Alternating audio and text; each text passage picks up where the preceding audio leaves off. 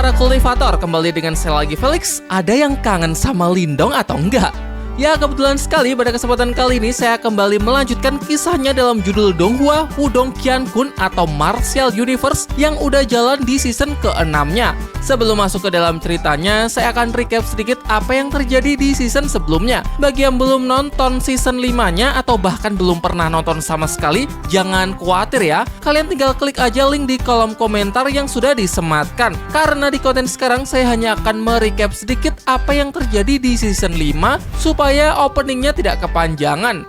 Oke teman-teman, jadi di season 5 diadakan seleksi ketat pemilihan 5 kultivator muda yang akan mewakili dinasti Agung Yan untuk mengikuti sebuah kompetisi yang melibatkan seluruh dinasti di benua Yuan Timur. 3 di antaranya yang terpilih adalah Lindong, sang MC dari Donghua ini, Ling Langtian yang merupakan rivalnya dari klan yang sama, dan Pangeran Moling yang merupakan putra ketiga dari sang kaisar dinasti Agung Yan. Adapun hadiah dari kompetisi ini adalah berbagai harta kuno dan peluang untuk bisa direkrut ke dalam sekte super, sebuah sekte paling kuat dan paling terkenal di seluruh benua. Kompetisi berlangsung di dalam sebuah dimensi terpisah yang disebut sebagai medan perang kuno.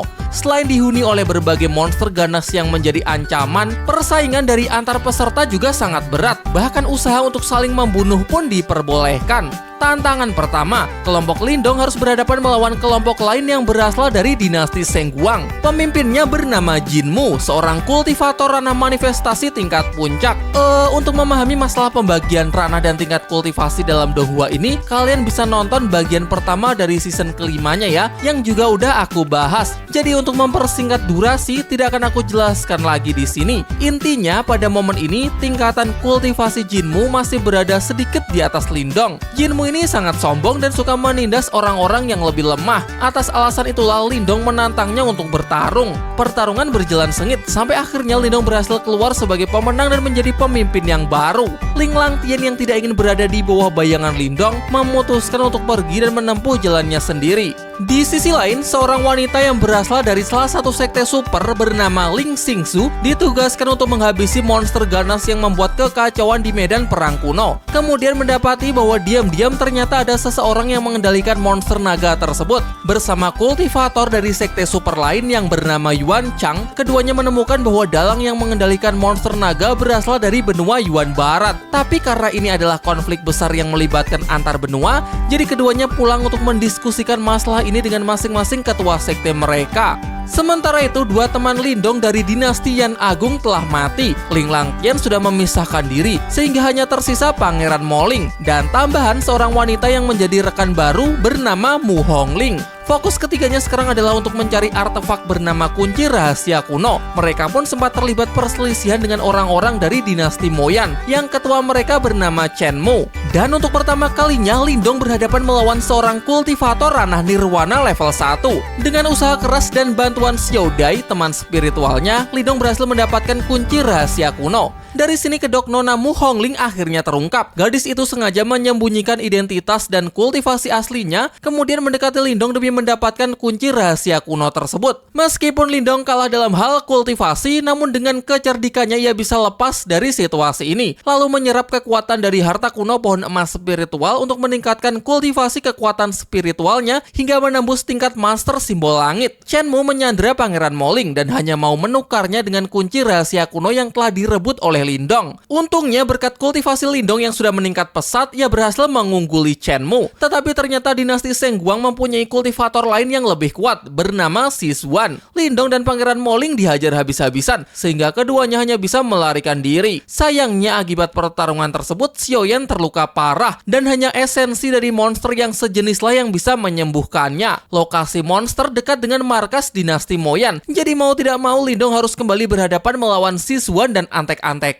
Dan terjadilah rematch hingga Lindong dihajar sampai babak belur dan untungnya di saat-saat kritis Xiaoyan yang telah sembuh datang untuk membantu dengan wujud barunya. Keduanya pun bersama-sama mengkeroyok Siswan dan berhasil membunuhnya. Berikutnya Lindong tiba di sebuah reruntuhan tempat penyimpanan pil nirwana dan disinilah ia harus berhadapan melawan lebih banyak kultivator ranah nirwana. Singkat cerita, Lindong berusaha menyerap banyak pil nirwana sekaligus untuk bisa menaikkan ranah kultivasinya sebelum para musuhnya berhasil memasuki tempat ini. 3 kultivator ranah nirwana level 1 berhasil menerobos, namun untung saja proses telah selesai. Lindong kini telah berhasil menerobos ranah nirwana level 1. Ya, namanya juga MC. Pada ranah dan level yang sama, ia berhasil unggul dari kultivator lain. Kemudian terungkap fakta bahwa total ada 4 kunci rahasia kuno agar bisa membuka harta karun. Nah, jadi fokus Lindong adalah untuk mencari 3 kunci rahasia kuno yang lain.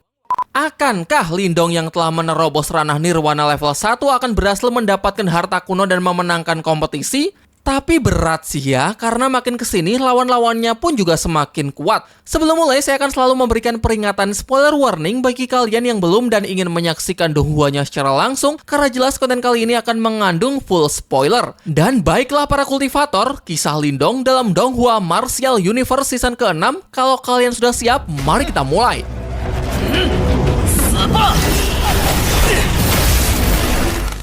Scene pertama memperlihatkan banyak orang yang telah berkumpul di sebuah lokasi yang bernama pintu masuk tanah rahasia kuno. Mereka terdiri dari 3 kelompok dengan masing-masing ketua kelompok yang sudah mencapai ranah nirwana level 2. Kelompok pertama adalah kelompok yang sudah kita kenal sebelumnya, Dinasti Moyan, ketuanya bernama Sikun. Kelompok kedua adalah Dinasti Honghuang, nama ketuanya adalah Hongli. Dan kelompok ketiga adalah Dinasti Youhuan yang diketuai oleh seorang wanita bernama Youhing. Hongli kemudian membahas soal masalah yang baru-baru ini sedang menimpa Dinasti Moyan yang disebabkan oleh seorang bocah yang berasal dari dinasti kecil bernama Lindong. Bahkan demi untuk memburu bocah tersebut, Sikun sampai membuat sayembara dengan menjanjikan hadiah sebesar 1 juta pil nirwana. Namun Sikun nampak tidak nyaman dengan ucapan tersebut karena bernada meremehkan. Ia sendiri menganggap bahwa ini hanyalah masalah kecil dan lagi pula 1 juta pil nirwana yang ia janjikan tidaklah seberapa bagi dinasti Moyannya. Ia kemudian malah balik menyindir dengan mengatakan bahwa ia mendengar baru-baru ini dinasti Honghuan sedang mengalami kerugian yang sangat besar ketika tengah memperebutkan salah satu kunci rahasia kuno melawan dinasti Wuji. Sangat menyedihkan. Jadi jika memang butuh bantuan, tinggal bilang aja, maka dinasti Moyannya bersedia menyumbangkan beberapa pil nirwana. Dan setelah ini, ia mengingatkan akan ada lebih banyak bahaya di dalam tanah rahasia kuno, sehingga tanpa kemampuan yang cukup, dikhawatirkan Hongli bersama para anak buahnya tidak akan bisa bertahan dan hanya akan pulang namanya saja. Hongli terlihat begitu kesal dengan sindiran tersebut, namun dengan bangga ia memperkenalkan rekan baru yang telah banyak membantunya, seseorang yang masih nampak misterius.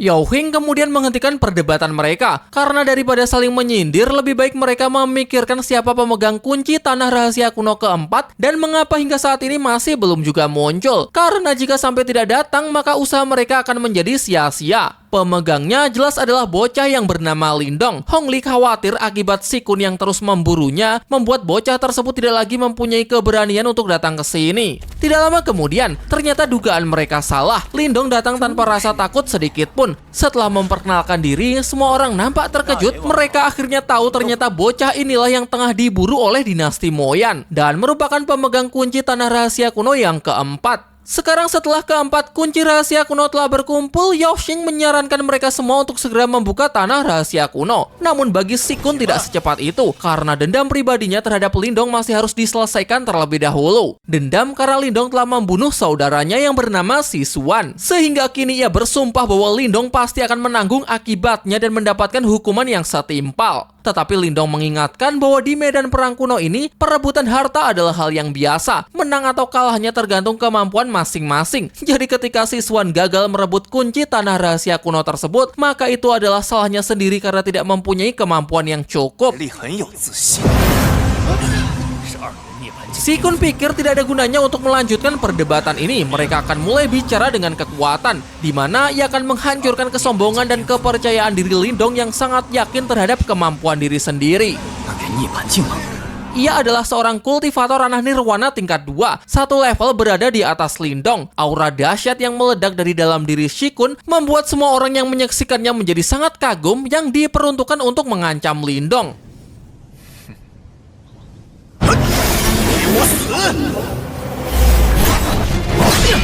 Meskipun ada perbedaan level, nyatanya Lindong mampu mengimbangi Sikun, terutama berkat statusnya sebagai master simbol langit. Ini adalah kali pertamanya ia berhadapan melawan ranah nirwana level 2, dan Lindong rasa tidak ada hebat-hebatnya sama sekali. Sikun yang emosi kembali melancarkan serangannya untuk membungkam kesombongan Lindong, namun hasilnya tetap sama.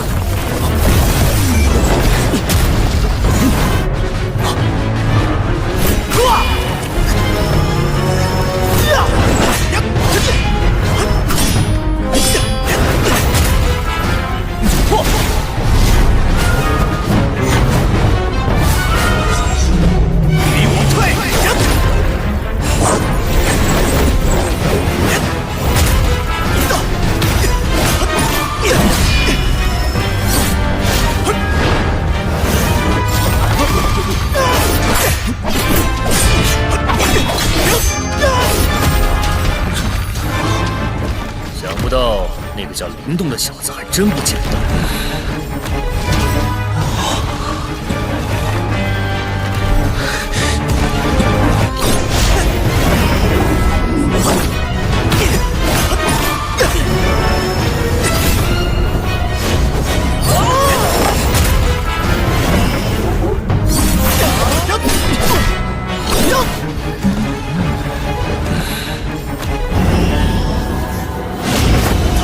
求天指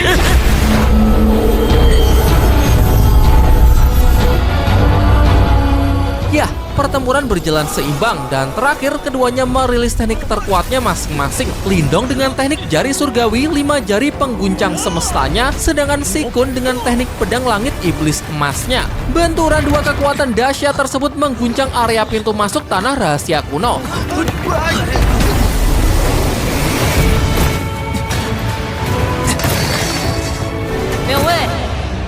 Namun sebelum tempat ini benar-benar runtuh, Yuhing menghentikan perkelahian mereka. Ia mengingatkan bahwa tujuan mereka semua susah payah datang ke sini adalah untuk membuka tanah rahasia kuno, bukan untuk menyaksikan dua orang yang sibuk menyelesaikan dendam pribadinya masing-masing. Jadi ia mengajak mereka untuk menundanya terlebih dahulu dan memprioritaskan misi mereka untuk membuka tanah rahasia kuno. Hong Li sepakat, mereka semua berada di sini untuk mendapatkan harta dan seni bela diri di dalam tanah rahasia kuno. Jadi jika terus seperti ini, maka mereka hanya akan buang-buang waktu. Meskipun masih sangat kesal, Sikun pada akhirnya bersedia untuk menahan diri. Tetapi ia mengingatkan Lindong bahwa dendam di antara mereka masih belum selesai. Sehingga jangan harap bisa keluar hidup-hidup dari tanah rahasia kuno ini. Beres keributan, keempat pemegang kunci tanah rahasia kuno bersiap di posisinya masing-masing, mengeluarkan kunci mereka lalu bersama-sama diletakkan ke dalam mekanisme yang tersedia. Begitu keempatnya dimasukkan, mekanisme formasi segel pun langsung aktif. Lonjakan energi yang terkumpul memecah ruang dan membawa mereka semua masuk ke dalam dimensi yang sama sekali berbeda.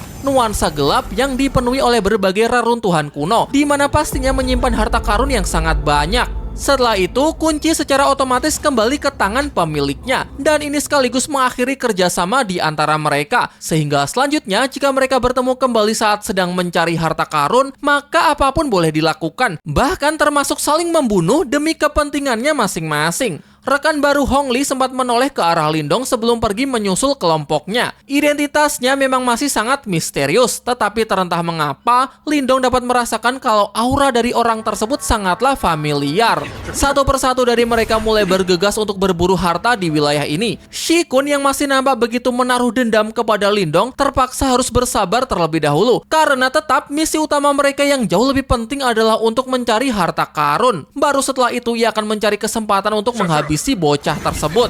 Setelah semua pergi, Xiao Diao keluar untuk memastikan seberapa luas wilayah ini. Di sekte kuno seluas ini pasti tersimpan juga berbagai jenis pil obat berharga. Jadi ia mengajak Lindong untuk pergi mencari ruang penyimpanan pil terlebih dahulu. Kemudian untuk mempersingkat waktu, Lindong bisa mengandalkan penciuman Xiao Diao agar lokasi ruang penyimpanan pil segera diketemukan. Hingga tak butuh waktu lama, Xiao Diao telah mencium aroma dari pil obat yang kuat dari kejauhan, dan tibalah mereka di lokasi reruntuhan yang bernama Pavilion Penyimpanan Pil. Namun ternyata ada kelompok lain yang sudah lebih dulu sampai di tempat ini. Diperlihatkan pertempuran antara murid dinasti Yohuan, dinasti Hongguan, dan dinasti Moyan yang sedang memperebutkan Pavilion Penyimpanan Pil. Tanpa ingin terlibat, Lindong menerobos masuk melewati medan pertempuran mereka untuk langsung mencapai tempat terdalam. Ia yakin bahwa pil obat yang paling berharga pasti terletak di ruang utama pavilion ini, sehingga ia sengaja mengabaikan banyak pil nirwana yang berserakan dan saling diperebutkan di sepanjang jalannya. Di dalam sebuah tungku raksasa, nampaknya tersimpan pil obat yang sangat berharga, di mana dua kelompok dinasti terlihat tengah memperebutkannya. Yan Shen, perwakilan dari dinasti Yohuan melawan Tian Zhen dari dinasti Hong Huang. Keduanya sama-sama merupakan kultivator ranah nirwana level 2, jadi tidak heran pertarungan antar keduanya cukup berimbang.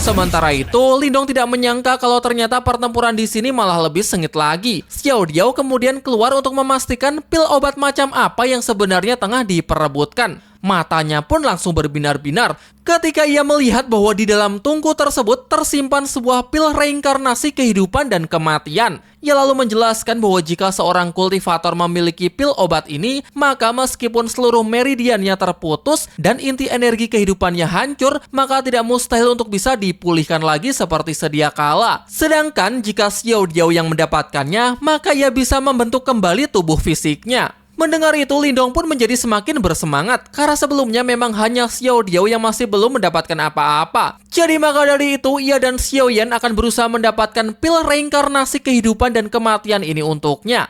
Tanpa buang-buang waktu lagi, Lindong meluncur ke dalam tunggu api untuk segera mengamankan pil obat tersebut. Sedangkan Xiao Yan membantunya untuk menyingkirkan orang-orang yang ingin mengganggunya. Tetapi ketika Lindong hampir menggapai pil obat, Xiao Diao tiba-tiba memperingatkannya untuk berhenti. Dan di saat yang sama pula, Yan Shen dan Tian Zhen datang menyerangnya.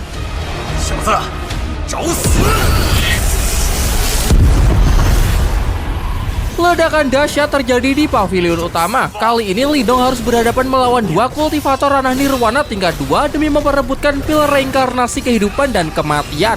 Tidak peduli siapa yang datang lebih dulu, karena perebutan harta di wilayah ini adalah bagi siapa yang mampu mendapatkannya.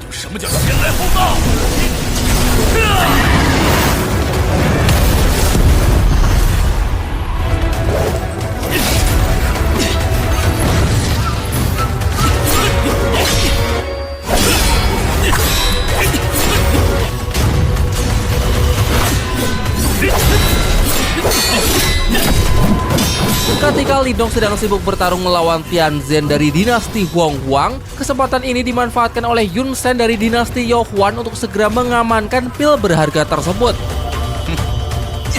Tanpa pikir panjang, ia langsung melesat menuju tungku pil. Lindong berniat mengejarnya, namun Xiao Diao memintanya untuk berhenti dan cukup amati dari jauh saja, karena ia yakin bahwa orang-orang ini pasti tidak akan bisa mendapatkan pil tersebut.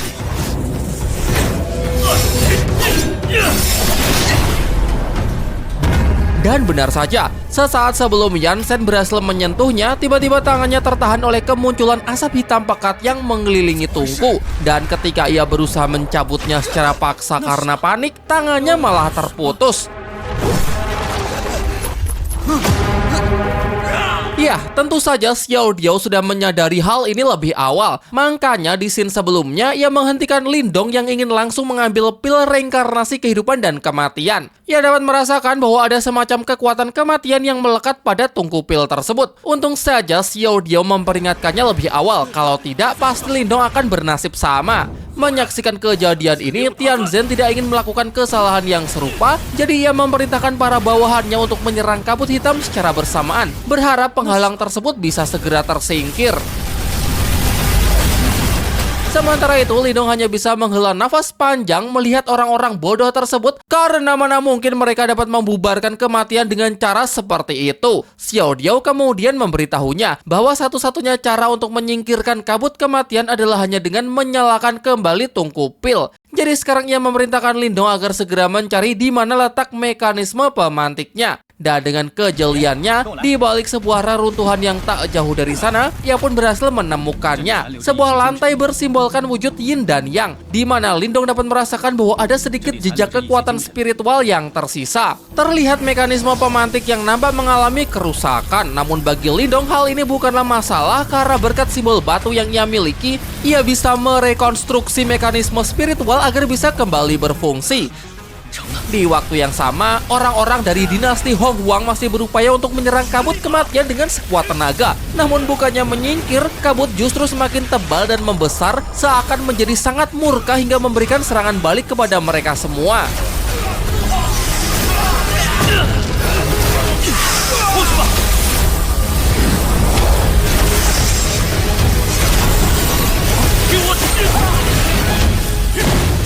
Kembali ke tempat Lindong, ia berhasil memulihkan mekanisme pemantik tungku dan sesegera mungkin ia langsung mengaktifkannya. Apa yang dikatakan Xiao Diao memang terbukti benar. Tungku pil kembali menyala sampai bara apinya melenyapkan seluruh kabut kematian.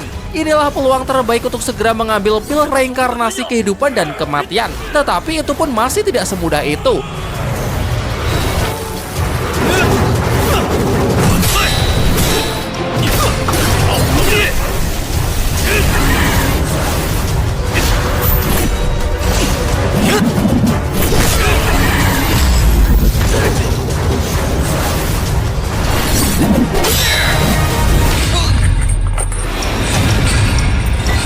Setelah kalah adu mekanik dengan Lindong, Yansen dengan licik berniat untuk menghancurkan tungku pil. Ia pikir jika kelompoknya tidak mendapatkan pil tersebut, maka orang lain pun juga tidak ada yang boleh mendapatkannya.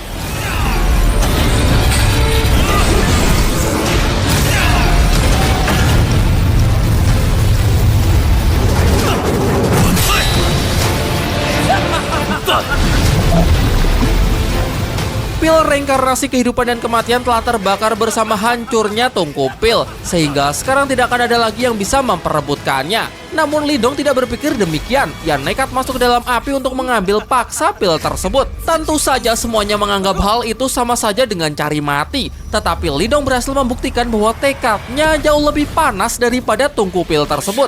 Dan sekarang pil reinkarnasi kehidupan dan kematian telah menjadi milik Lindong. Semua orang nampak tidak bisa mempercayainya. Kemudian bersama-sama mereka maju menyerang untuk merebutnya dari tangan Lindong. Lindong lalu merilis salah satu teknik terkuatnya, tapak petir pelahap yang seketika mampu melumpuhkan semua musuhnya sekaligus.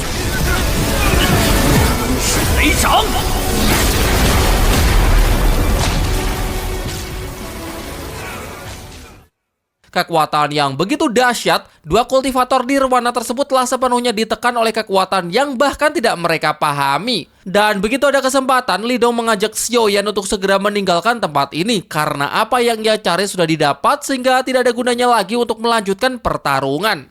Setelah berada di tempat yang aman, Lindong baru terlihat begitu kelelahan karena pertarungan barusan memang sangatlah menguras tenaganya. Ia pun juga lumayan terluka setelah tadi memaksa terjun ke dalam ledakan tungku pil. Xiao Diao yang keluar langsung memarahinya karena aksi barusan benar-benar nekat. Itu merupakan api spiritual yang digunakan untuk memurnikan pil. Jika bukan karena simbol batu yang melindungi tubuhnya, pasti Lindong sudah jadi abu. Namun di tengah ocehannya, Lindong langsung menyodorkan pil reinkarnasi kehidupan dan kematian, sambil mengatakan bahwa ia sebelumnya sudah berjanji untuk membantunya dalam mendapatkan tubuh fisiknya kembali. Diperlihatkan Xiao Diao yang nampak senang ketika pil yang sangat ia dambakan kini sudah berada di dalam genggamannya. Namun meski begitu, ia mengurungkan niatnya untuk memakannya dan mengatakan kalau sekarang masih belum saatnya. Karena jika ia ingin memurnikan dan membentuk ulang tubuh fisiknya, proses tersebut setidaknya membutuhkan waktu hingga beberapa bulan. Itu tidaklah sebentar, apalagi sekarang fokus mereka sedang mencari teknik bela diri dan harta karun kuno di tanah rahasia kuno ini. Jadi keinginan Xiao Diao bisa ditunda dulu sampai mereka keluar dari tempat ini. Lindong cukup terharu dengan Xiao Diao yang rela berkorban dan lebih mengutamakannya. Jadi tanpa buang-buang waktu lagi, mereka pun segera bergegas untuk menuju lokasi berikutnya.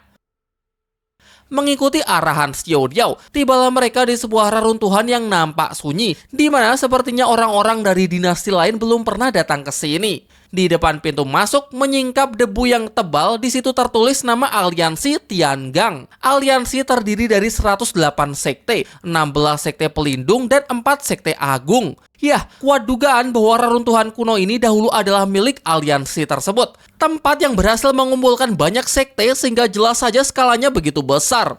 Mereka pun bergegas untuk masuk, namun harus tetap berhati-hati karena markas dari sebuah aliansi sekte besar pastilah tidak sederhana. Di sepanjang lorong masuk dihiasi oleh banyak patung manusia berjubah berukuran besar yang nampak cukup menyeramkan. Bahkan Lindong dapat merasakan bahwa semenjak memasuki reruntuhan ini, mereka seperti sedang diawasi. Keheningan seketika pecah ketika Xiao Yan berteriak saat melihat pintu masuk yang baru saja mereka lalui tiba-tiba menghilang. Memang benar-benar tempat yang sangat aneh. Terdengar suara teriakan dari ujung lorong sehingga mereka pun bergegas untuk segera pergi memeriksanya. Diperlihatkan sekelompok orang dari dinasti Yohuan sedang dikepung oleh banyak arwah wanita yang bergentayangan.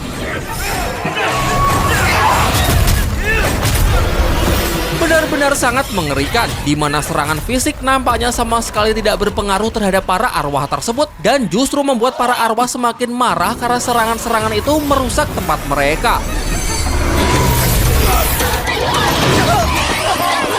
Para arwah mulai menyerang, bukan secara fisik, melainkan serangan menembus tubuh yang langsung menyerang inti jiwa dari korbannya.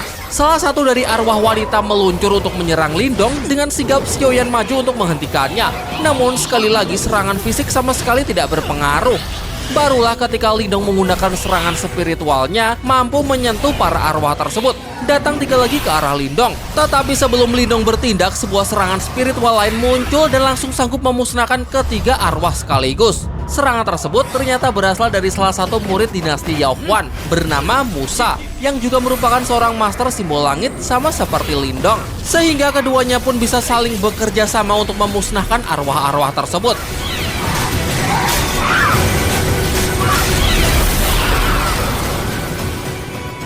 Setelah semuanya aman, Musa memerintahkan para bawahannya untuk memeriksa kondisi rekan-rekan mereka yang telah tumbang. Namun setelah dicek, sayangnya tidak ada satupun korban yang selamat. Musa kemudian mendekati Lindong untuk memperkenalkan dirinya. Ya tahu kalau mereka datang ke sini dengan tujuan yang sama, yaitu mencari harta karun kuno. Jadi daripada jalan sendiri-sendiri, ia mengajak Lindong untuk bekerja sama. Mengingat reruntuhan ini begitu berbahaya karena seluruhnya dilindungi oleh formasi yang sangat kuat. Jangankan mendapatkan harta karun, untuk bisa keluar hidup-hidup saja takutnya akan sulit. Namun Lindong rasa tidak akan seberbahaya itu kalau memang ini adalah formasi, maka asalkan ia bisa menemukan inti formasinya pasti bisa dihancurkan. Tetapi menurut Musa tidak akan semudah kedengarannya. Reruntuhan ini terus-menerus berubah. Kemanapun mereka berjalan, maka tetap akan kembali ke titik semula. Ia dan timnya mengaku sudah cukup lama menjelajahi tempat ini dan hasilnya sangat mengecewakan. Seperti apa yang bisa mereka lihat saat ini.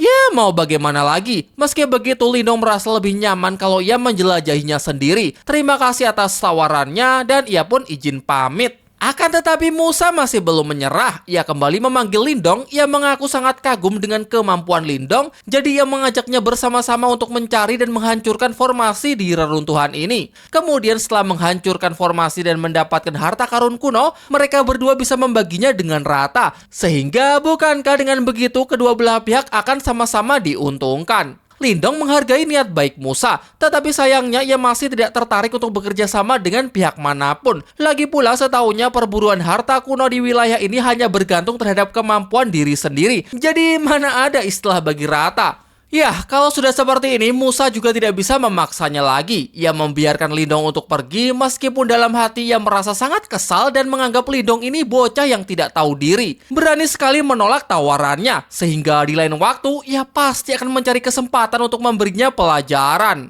Setelah berpisah dengan Musa, rombongan Lindong melanjutkan penjelajahannya. Kembali melewati sebuah lorong yang sangat misterius. Suasana hening dan mencekam sambil secara mengejutkan semburan api raksasa muncul tepat di belakang mereka dan siap melahap apapun yang dilewatinya.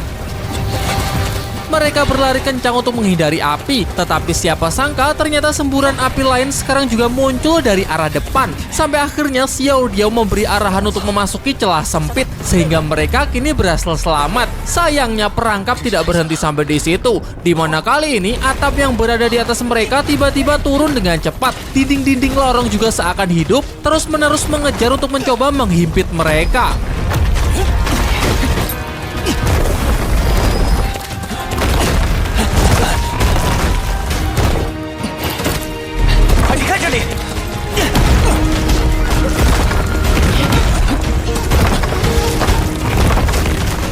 Kemudian ketika Lindong berpikir kalau ketegangan tersebut sudah berakhir, setelah melewati ratusan perangkap dan berlari ke tempat yang aman, mereka sebenarnya malah diarahkan menuju jalan buntu. Tidak ada lagi ruang untuk berlari. Atap lorong jatuh dengan keras tepat di atas kepala. Dua serangan kuat menyerang dari arah yang berlawanan. Lindong tahan dari arah kanan, sementara Xiao Diao tahan dari arah sebelah kiri. Namun posisi ini sangatlah tidak menguntungkan. Entah berapa lama lagi ketiganya mampu bertahan. 撑不了多久，大哥儿给我放心。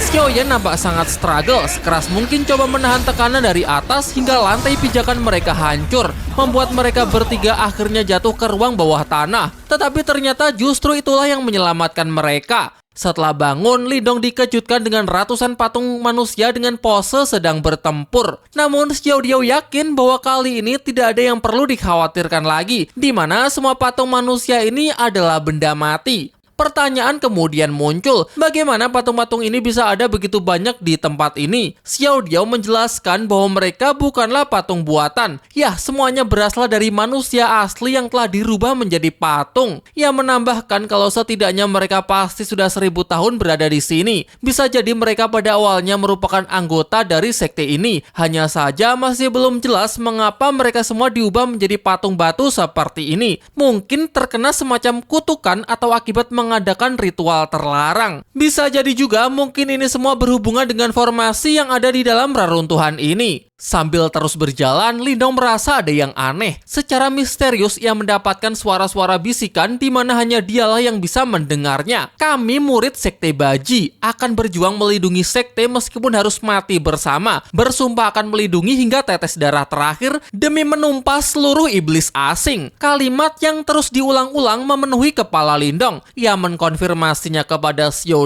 dan Xiaoyan, dan memang benar mereka berdua tidak mendengar bisikan apapun. Menurut Xiao, suara tersebut mungkin adalah tekad spiritual yang masih tersisa dari orang-orang ini. Dan karena Lindong adalah seorang master simbol langit, tentu saja memiliki kepekaan yang luar biasa terhadap energi spiritual sekecil apapun. Setelah itu, Xiao jadi punya ide dengan meminta Lindong agar menggunakan kekuatan spiritualnya untuk menjelajahi reruntuhan ini. Dan benar saja, melalui penglihatan spiritualnya, Lindong bisa semakin lebih banyak melihat sisa-sisa energi spiritual yang ada dengan jelas. Gambarannya bahkan juga semakin nyata. Ketika sekte ini dipora-porandakan oleh sang monster dan para muridnya benar-benar dibantai tanpa ampun. Kemudian sepertinya ketua sekte membuka semacam formasi untuk menahan serangan monster. Namun bagaimana akhirnya masih belum jelas. Karena Lindong keburu kolaps akibat menerima informasi yang terlalu banyak, di mana ia merasa bahwa kekuatan spiritualnya telah terhubung dengan semua patung batu ini. Ia kemudian menjelaskan apa yang ia lihat, dimulai dari reruntuhan ini yang awalnya merupakan tempatnya Sekte Baji. Sedangkan monster yang sedang dilawan oleh para murid ini, monster yang sama persis dengan monster yang pernah ia lihat di dalam prasasti kuno Dauhang. Selain itu, juga ada formasi berwarna merah dan gerbang batu yang sangat besar. Kemudian setelah diingat-ingat, Lindong rasa ia tahu di mana letak inti formasi tersebut, sehingga ia segera memimpin Xiao dan Xiaoyan untuk segera pergi ke sana. Namun tanpa sepengetahuan mereka, seekor burung gagak hitam tengah mengawasi. Terentah apa maksud dan tujuannya. Singkat cerita, tibalah mereka di inti formasi, di mana terlihat seorang master yang tengah merapalkan formasi merah dengan banyak anggota lain yang mengelilinginya, namun sudah menjadi patung batu. Xiao menilai dari apa yang ia lihat, sepertinya orang-orang ini sengaja mengorbankan diri untuk menciptakan formasi ini. Formasi yang ia sebut sebagai formasi langit api nirwana. Merupakan formasi yang bisa membakar segalanya begitu diaktifkan. Tetapi harga yang harus dibayar sangatlah mahal. Para anggota sekte ini memang sudah bertekad untuk mati, makanya mereka sepakat untuk mengaktifkannya. Dan orang yang berada di tengah itu telah mengubah dirinya sendiri untuk berperan sebagai inti formasi. Xiao lalu menambahkan, asalkan Lindong bisa menghancurkan patung batu itu, maka seharusnya formasi ini bisa terbuka. Lagi pula, para murid sekte Baji ini sudah sangat lama terjebak dalam formasi ini. Jadi Lindong pikir sekarang memang sudah saatnya mendapatkan kebebasan. Namun setelah dicoba, ternyata serangan spiritual Lindong tidak memberikan efek apapun dan seakan lenyap begitu saja. Tanpa pikir panjang, setelah tahu serangan spiritual tidak mempan, Xiaoyan langsung maju dengan tongkatnya untuk melancarkan serangan fisik. Akan tetapi tidak disangka hal itu justru memicu formasinya menjadi kembali aktif. Seketika nyala merah berkobar dengan dahsyat. Xiao berpendapat bahwa kelihatannya formasi ini memang tidak dibuat untuk bisa dibuka oleh orang lain. Panas yang luar biasa sempat memanggang tongkat Xiaoyan. Bahkan ia mengatakan kalau ini adalah pertama kalinya ia bisa merasakan panas.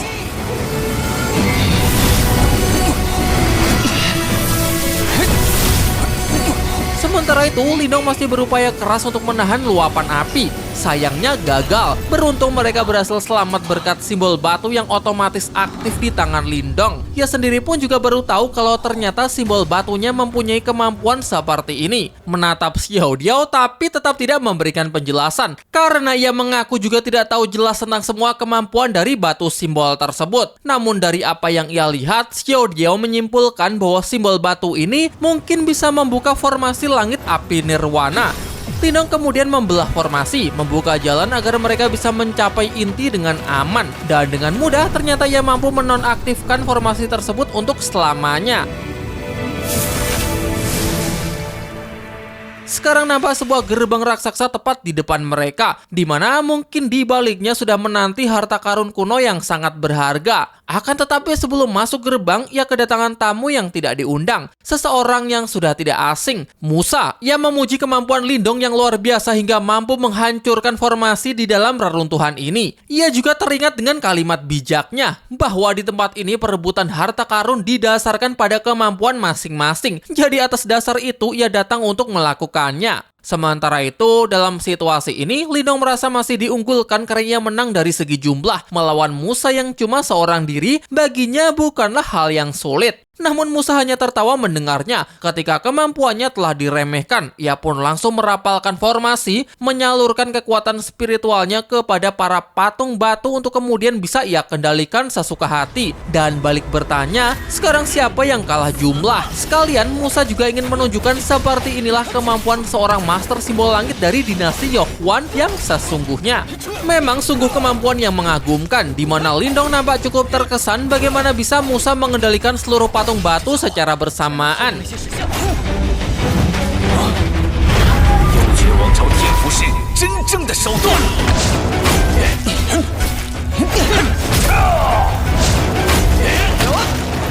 Tidak hanya sulit untuk dihadapi, namun para patung batu ini bisa terus kembali bangkit setelah dijatuhkan. Maka dari itu, daripada fokus ke para patung batu itu, Xiao Diao menyarankan Lindong agar lebih baik menyingkirkan pengendalinya terlebih dahulu.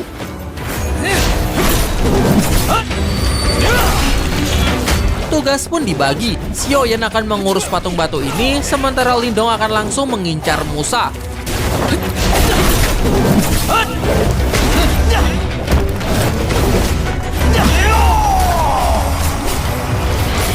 看你们能撑多久，想看？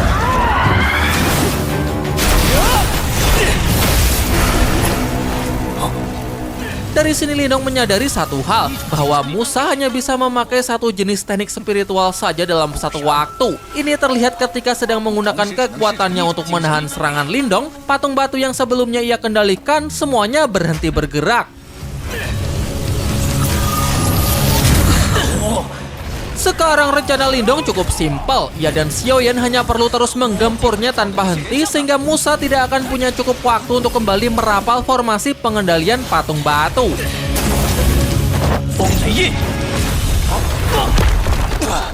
Sayangnya keunggulan Lindong tidak bertahan lama. Di tengah pertempuran, sesosok monster iblis yang entah dari mana tiba-tiba datang mengamuk. Disebut sebagai anjing naga iblis primordial. Xiao Diao menduga bahwa sepertinya makhluk ini adalah monster penjaga sekte ini. Bisa jadi monster ini bereaksi karena formasi sebelumnya sudah tersingkir.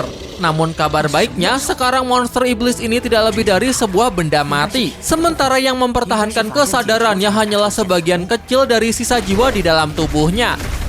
Situasi ini ternyata justru menjadi keuntungan bagi Musa. Ia langsung merapalkan formasi pengendaliannya untuk menjinakkan monster iblis tersebut.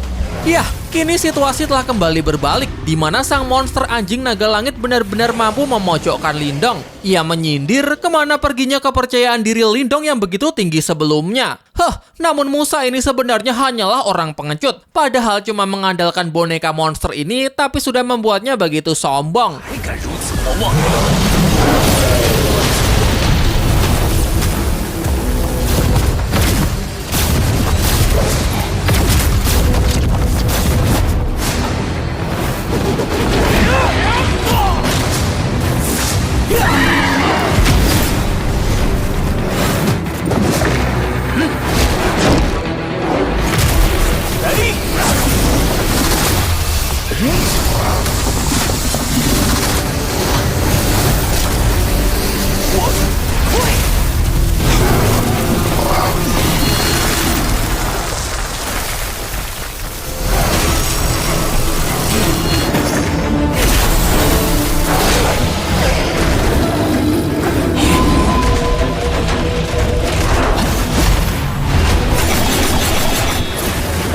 iblis anjing naga langit memang sangatlah kuat. Semua serangan Lindong dan Xiaoyan bahkan tidak mampu menggores kulitnya. Namun bagi Musa ini seperti pisau bermata dua. Ketika semakin kuat monster tersebut, maka semakin sulit pula untuk dikendalikan. Di mana terlihat beberapa kali sang monster malah balik menyerangnya. Xiao Diao menjelaskan bahwa sisa jiwa di dalam tubuh anjing naga iblis kini sedang melawan teknik kendali pengusir jiwa. Sehingga ia yakin kalau kekuatan spiritual Musa tidak akan bisa bertahan terlalu lama. 那家伙的精神力应该是支撑不了多久。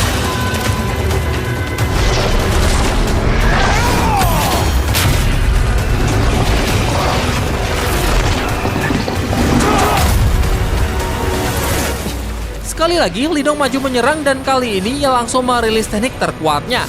Jari surgawi pengurung kehancuran agung, 5 jari pengguncang semesta. Musa sempat meremehkan bahwa mana mungkin bisa mengalahkan anjing naga iblisnya menggunakan teknik bela diri setingkat manifestasi.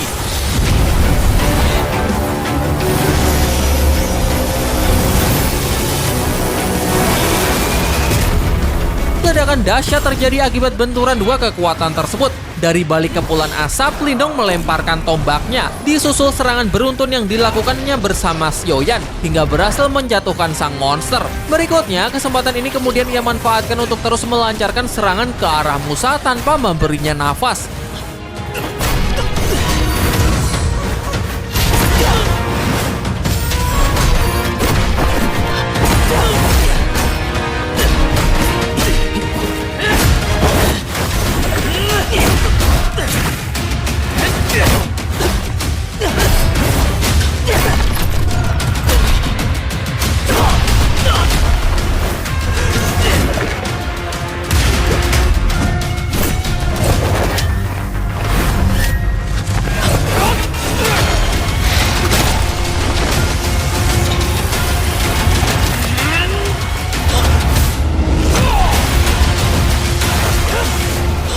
Kali ini Musa benar-benar dihajar habis-habisan hingga babak belur dan tak sempat merapal formasi pengendalian jiwanya.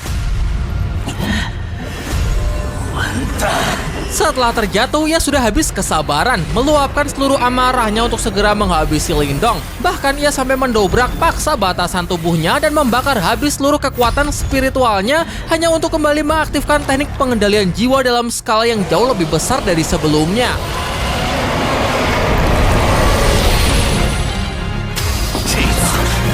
Sayangnya ia justru melakukan kesalahan fatal. Ledakan kekuatan spiritual yang tidak stabil pecah hingga membuat anjing naga iblis kembali lepas kendali lalu melahapnya dalam sekejap. Yah, Musa telah tewas, namun pertempuran nampaknya masih belum berakhir, di mana kali ini Lindong dan Xiaoyan masih harus menghadapi amukan dari sang monster tersebut. Sebelum pertarungan dimulai, dengan santainya Xiao Diao keluar sambil meregangkan otot-ototnya karena setelah sekian lama, kini giliran dirinya lah yang akan beraksi. Dan benar saja, hanya dengan sekali teriakan, murka dari sang monster langsung mereda. Yang awalnya ingin mengamuk, sekarang berubah 180 derajat, menjadi sangat jinak, layaknya anjing penurut yang sedang menghadap tuannya. Xiao Diao lalu juga memberinya sebuah cemilan sambil memujinya sebagai monster yang sangat patuh.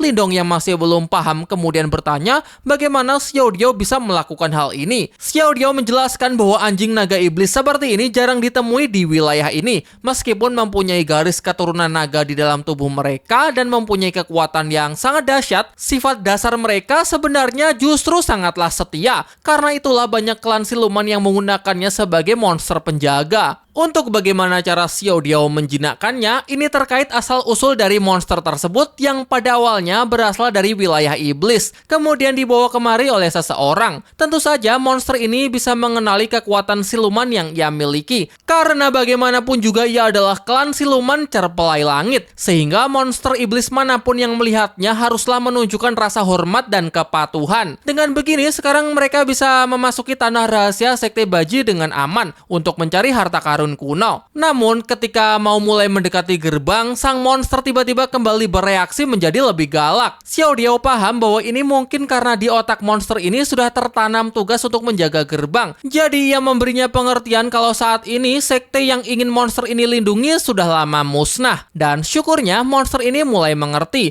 Ia menunjukkan raungan kesedihan, seakan tengah berduka karena apa yang seharusnya ia lindungi kini sudah tidak ada. Melihat itu, Xiao Diao kemudian merasa iba. Ia menawarinya untuk ikut bersama rombongannya. Lagi pula hanya tersisa seutas jiwa di dalam tubuhnya, dan jika terus berada di sini maka cepat atau lambat pasti juga akan ikut binasa. Setelah sepakat, Xiao Diao pun membawanya pergi, namun bukan secara fisik, melainkan sisa jiwa yang kemudian ia ubah dalam bentuk sebuah pil. Yah, bisa dibilang ini lumayan mengharukan. Meskipun tahu kalau sektenya telah musnah, tetapi anjing naga iblis ini tetap setia untuk menjaga tempat ini. Tentu dahulu siapapun yang menjadi tuannya pasti sangatlah baik. Dan sekarang tanpa buang-buang waktu lagi, mereka bergegas untuk memasuki gerbang besar untuk melihat sebenarnya apa yang tersembunyi di baliknya.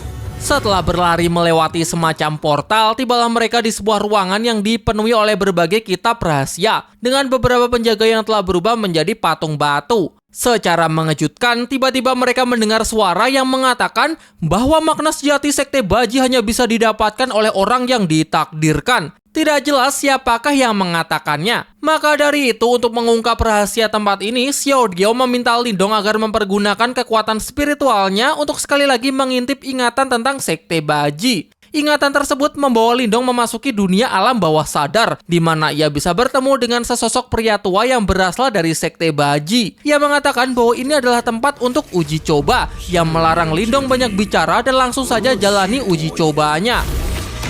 Si kakek kemudian langsung merilis teknik serangan yang memunculkan banyak tapak raksasa sekaligus. Dan untuk menahannya, Lindong menggunakan teknik tubuh emas nirwananya. Namun ternyata masih berhasil tertembus dengan cukup mudah hingga membuatnya jatuh terkapar. Sementara itu, di dunia nyata, Xiaoyan terlihat gelisah karena sudah beberapa jam berlalu. Namun Lindong belum juga kembali. Xiao Diao berniat untuk pergi memeriksanya masuk, sehingga ia meminta Xiaoyan agar tetap di sini guna menjaga tubuh Lindong. Di sisi lain, para murid dinasti Moyan terlihat sudah semakin dekat dari tempat Lindong. Mereka nampak terkejut ketika melihat ada begitu banyak mayat yang berserakan di sepanjang jalan. Seorang murid melaporkannya kepada senior Sikun, menjelaskan bahwa para mayat ini adalah murid-murid dari dinasti Yao Huan. Namun tidak ada penjelasan mengenai apa yang sebenarnya telah terjadi, sehingga Sikun segera memerintahkan mereka semua untuk mencari petunjuk dengan menggeledah seluruh tempat ini. 给我搜！是。 Di saat yang sama, Lindong tengah berusaha keras untuk mencoba menghadapi uji cobanya, di mana ia nampak begitu kewalahan ketika ada banyak serangan tapak tangan. Akan tetapi melancarkan serangan balik pun juga percuma, karena serangan segel petir angin milik Lindong bahkan dapat ditahan dengan sangat mudah. Dan sebaliknya, ia malah kena tekan habis-habisan.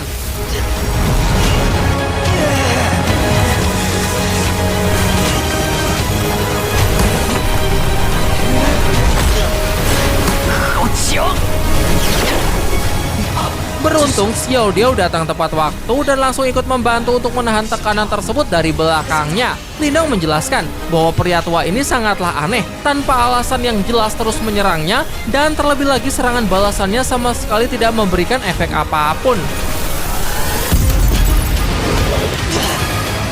Xiao Diao kemudian menilai kalau sepertinya wujud itu hanyalah sebuah sisa tekad, sehingga wajar jika serangan biasa tidak akan mempan. Kemudian karena orang tua ini menyimpan sisa tekadnya di tempat ini, pasti juga ada rahasia tersembunyi di dalam sini. Untuk serangan berikutnya, Xiao Diao memerintahkan Lindong agar jangan menghindar lagi dan tidak perlu pula memberikan perlawanan. Jadi cobalah untuk menerima serangan telapaknya. Pada awalnya jelas Lindong merasa ragu apakah Xiao Diao ingin ia mati. Namun ketika sungguh dicoba, sesuatu yang luar biasa pun terjadi. Dan hasil ini sesuai dengan dugaan Xiao Diao. Seketika kekuatan dahsyat mengalir deras di tubuh Lindong. Xiao Diao memintanya agar menekan kekuatan tersebut dan serap semuanya ke dalam inti esensinya. Kalau perlu, gunakan tubuh petir matahari untuk menekan kekuatan di dalam tubuh.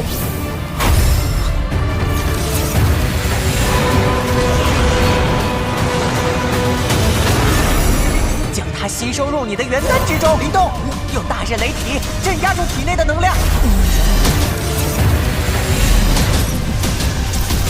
Di dunia nyata, Xiaoyan nampak semakin panik. Lindong masih belum sadar. Ditambah Xiao Diao juga pergi meninggalkannya sendirian. Apalagi dari kejauhan ia mendengar para murid dinasti Moyan yang sepertinya sudah berhasil menemukan tempat ini. Jadi untuk mencegah mereka masuk, ia berinisiatif untuk pergi menahannya di luar. Daripada kedatangan mereka akan mengganggu Lindong.